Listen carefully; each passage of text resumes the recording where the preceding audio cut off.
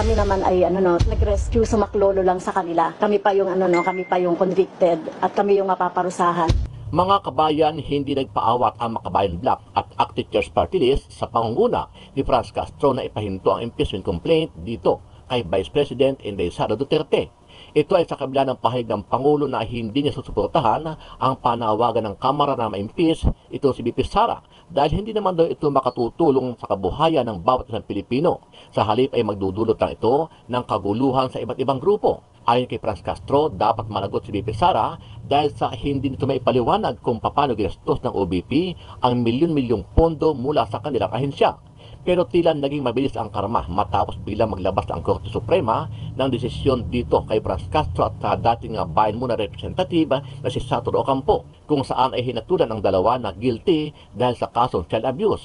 Dahil dito naging emosyonal si Castro at sinabing lalaban sila sa naging desisyon ng Korte sa Tagum City Branch 2. As teacher, ang naging trabaho ko naman talaga ay pangalagaan yung kapakanan ng mga estudyante at siyempre yung pagbibigay ng knowledge at ganitong kaso pa yung ikakaso sa akin, yung child abuse.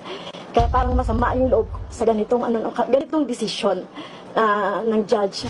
Taharapin namin ito, hindi kami magtatago, hindi namin iiwasan ang batas. Kaya lalaban po kami dito sa naging desisyon hanggang sa Supreme Court. Sa kabila nito, nanindigan ang korte na malakas ang kaso ng dalawa at napatunayang nalawag na mga ito ang karapatan ng mga batang lumad kung saan ay maituturing itong kidnapping dahil walang pahintulot ang mga magulang ng mga batang estudyante. Ayon sa desisyon ng korte, may sapat na ebidensyang nagpapatunay na nilagay nila sa alanganin ang kaligtasan ng mga lumad na estudyante. Paglabag daw yan sa Providing for Special Protection Against Child Abuse, Exploitation and Discrimination Act. Matatanda ang unang kasong inihain laban sa grupo ni Castro ay kidnapping at child trafficking. Pero ang kasong child abuse na lang ang iniwan ng prosecutor. Maaari silang makulong ng 4 hanggang 6 na taon at pagmultahin ng hanggang 20,000 piso.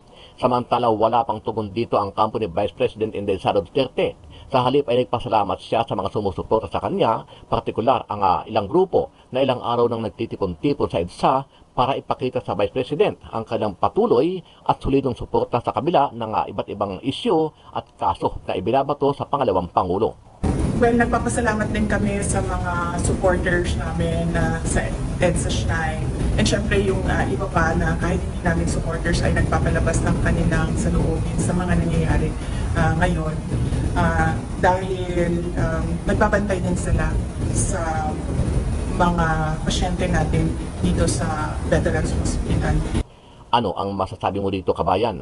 Sa iyong palagay, dapat pa bang ituloy ang kasong impeachment laban dito kay Vice President Inday Sara Duterte sa kabila ng panawagan ng PBBM na ipahinto na ito? Sama-sama natin panoorin ang buong video at pakicomment nyo po ang inyong mga reaksyon at sariling opinyon.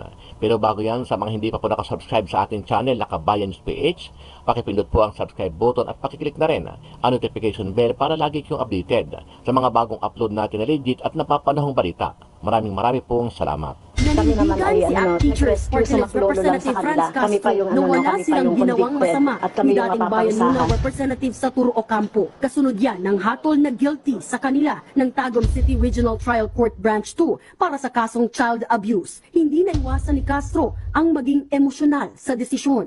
As teacher, ang naging trabaho ko naman talaga ay pangalagaan yung kapakanan ng mga estudyante at siyempre yung pagbibigay ng knowledge at ganitong kaso pa yung ikakaso sa akin, yung child abuse.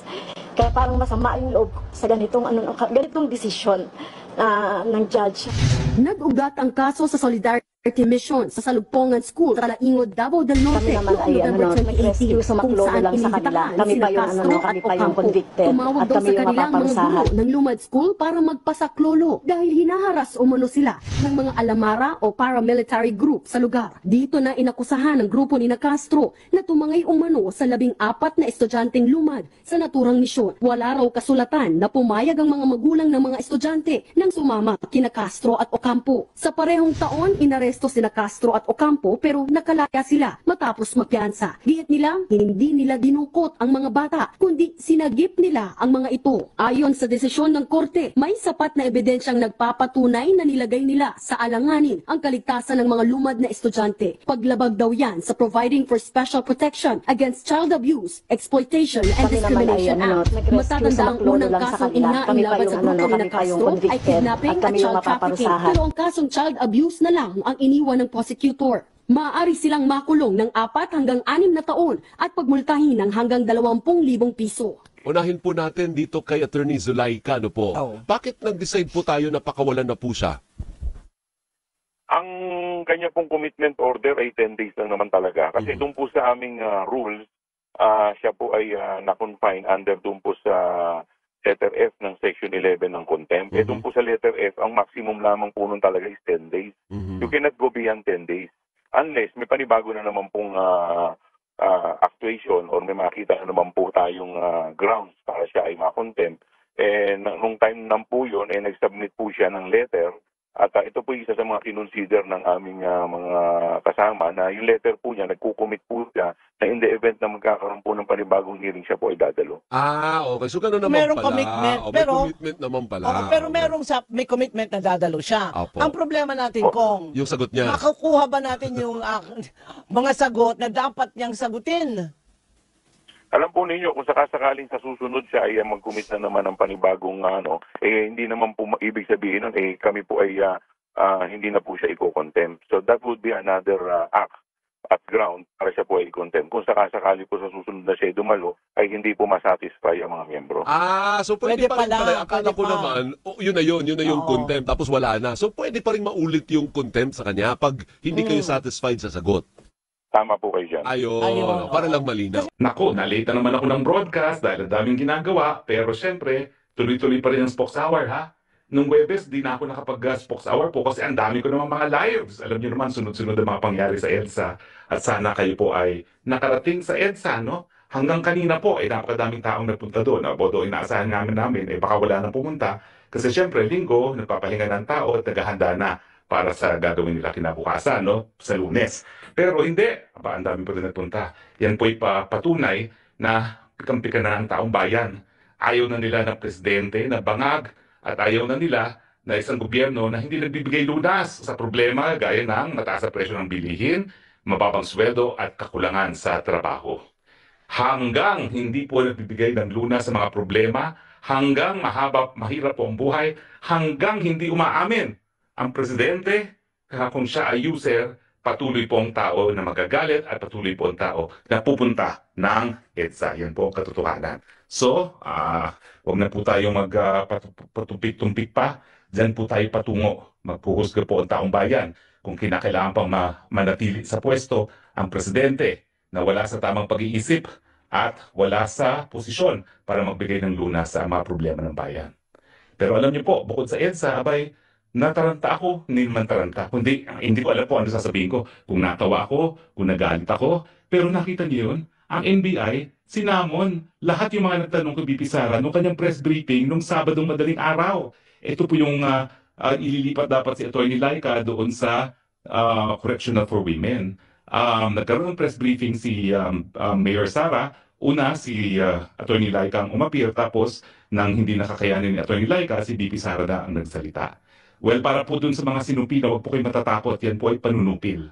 Alam niyo naman po, ang gobyerno na maraming tinatago, ang gobyerno na hindi talaga nagbibigay lunas sa problema ng taong bayan, nagtatago po saan at paano sa pamamagitan ng pananakot sa taong bayan. Well, huwag po kayo mag-alala, no? Nakasaad po sa ating saligang batas ang kalayaan ng malayang pananalita. Wala pong krimen na nangyari doon. Kaya nga po natutuwa naman ako kay Ombudsman na Martires na sinabihan si Undersecretary Jesse Andres, tumigil ka nga, wala namang kaso ako nakikita sa nangyari dyan nung Biyernes at Sabado at Linggo, no? Dahil wala naman talaga, no? Natural lang yun, na sa isang pagkakataon na ang magkaibigan, tingin niya inaapi yung isa, tutulungan niya, no? At yung last Spokes Award ko naman, sinabi ko naman na hindi po yan practice of law dahil ang pagtataguyod sa karapatang pantao, yan po ay advokasya ng lahat ng abogado, no? In fact, pag hindi mo ginawa yan, dapat wala ka na, hindi ka na maging abogado, no? Dahil talagang kaya ka nga officer of the court dapat siguraduhin mo ang karapatan ng tao ay narirespeto. So wag ka po kayo mag-alala, yung undue interference, wala po yan. Mananaig po ang kalayaan ng malayang pananalita. Ang ginagawa nila, tinatakot para tumigil na ang taong bayan sa pagpupula sa administrasyon nito. Tinatakot nila ang lahat ng susuporta kay Inday Sara kasi alam nila kahit anong binabato nila kay Inday Sara, number 1 pa rin sa puso at isipan ng taong bayan. Bakit ba sa survey number 1 pa rin siya? Samantalang buong Kongreso wala nang ginagawa ng nakalipas na 3 buwan kundi siraan ng Inday Sara Duterte at ng pamilyang Duterte, di ba? So, ay nako, huwag po kayong magpatakot dyan dahil lang gusto nila kung hindi nila masira si Inday Sara, matakot nila ang mga supporters na Inday Sara. Pero hindi po tayo magpapatakot ha. O nga pala po, kung kinakailangan nyo ng tulong na legal, mag-text lang kayo sa akin o mag-message nyo lang ako sa Facebook at bibigyan po natin kayo ng libreng tulong na legal. Sa Bulat Mula po ha, 34 years na ako nagpa-practice ng law. Sa Bulat Mula ay talagang tinataguyod ko, lalong-lalo na karapatan ng malayang pananalita. Walang bayad o meron, no? Karamihan, walang bayad. So, po kayo mag-alala. Hassle nga lang, pero bibigyan kayo ng legal services.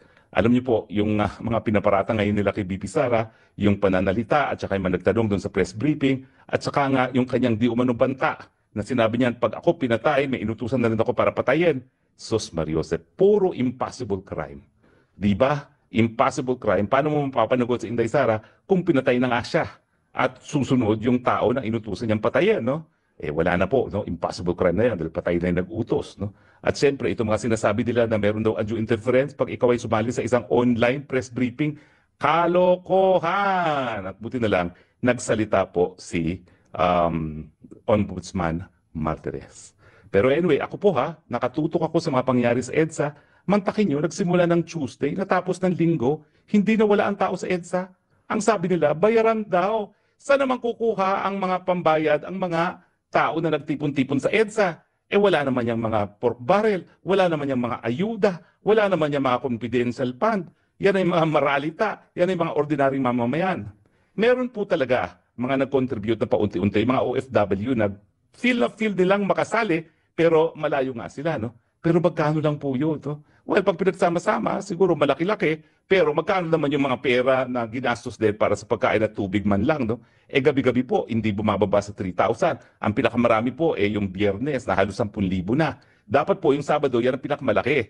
Kaya lang, sandamukal na pulis ang linagay nila doon sa harapan ng, sa likuran ng EDSA Shrine, kung saan nagtitipon-tipon talaga yung mga tao. So, nangyari nung Sabado na wala yung kanilang usual assembly point, nagkawatak-watak. Pero madami pa rin pong tao. Bagamat marami rin na na-discourage na kasi yung natakot nga sa napakadaming pulis, no? Ang balita ko, yung isa daw dyan, na tawagin na lang nating Palaka, hay nako, pinagbilid talaga sa PNP, hindi po pwedeng mag-EDSA. Pero ano nangyari? Habang pinipigil, lalong lumaki ang crowd.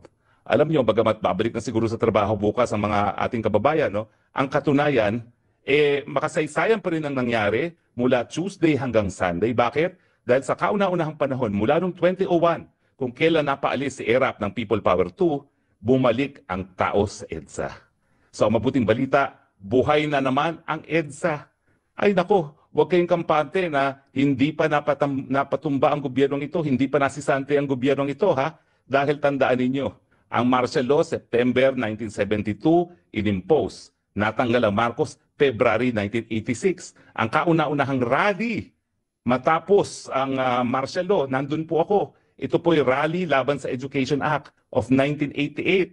So mantakin ninyo 1988 ba yun? Hindi. 1986, no? So 1982, 83 ata yun. Kung hindi ako nagkakamali.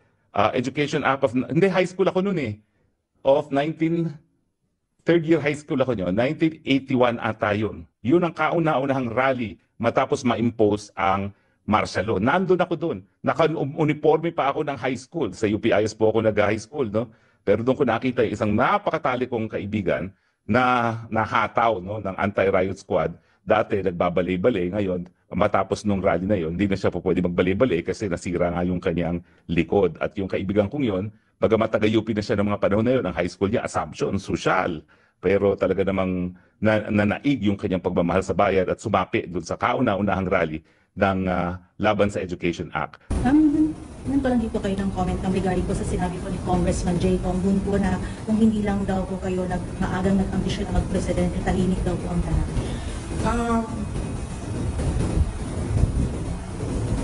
Unang-una, the presidency of 2022 was mine already. Na nanalo na ako sa surveys, lahat ng tao solid na, united na for my candidacy. Pero I gave it away because I felt I had to do some other things other than being President of the Republic of the Philippines. Pangalawa, hindi ako yung nagsabi sa kanila na bukas sila ng investigation or inquiry in aid of legislation that is more like a political persecution and harassment of OVP personnel. So, huwag nila akong i-gaslight into saying na ako ang dahilan ng kaguluhan na ito. Ang kaguluhan na ito ay nagsimula sa, sa terrorism nila, sa harassment nila, sa threats nila, sa mga personnel ng Office of the Vice President. Ma'am, clarification na po, nag-resign na po ba si Atty. Zuray? Hindi pa siya nag-resign, pero nagsabi siya na mag-i-indefinite leave na siya. So, once na clear siya dito, she will file an indefinite leave from the Office of the Vice President. Sabi ng Presidente, never say never kung kayo consult kayo. Will not comment on the remarks of President Marcos sa ngayon. Thank you. Message na lang sa mga supporters sa Senator Shrine. Yes, oo. Well, nagpapasalamat din kami sa mga supporters namin sa EDSA Shrine.